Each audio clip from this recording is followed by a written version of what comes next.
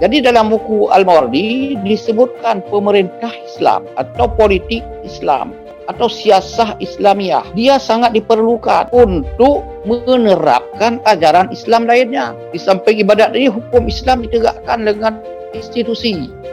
Tanpa institusi seperti sekarang ini, hukum Islam tidak bisa diterapkan.